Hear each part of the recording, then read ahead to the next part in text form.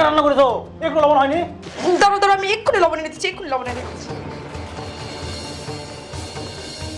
এবার লবণ না পেয়ে ওকে মেরে বাড়ি থেকে তাড়িয়ে দিবে, আর এই বাড়ির বউ হব আমি।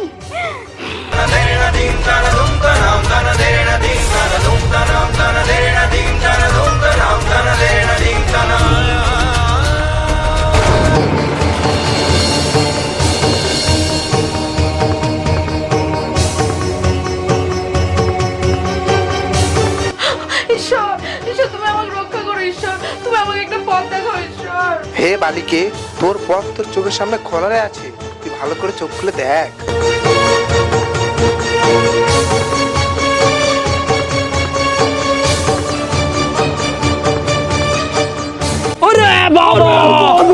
सब क्या देखना पड़ा।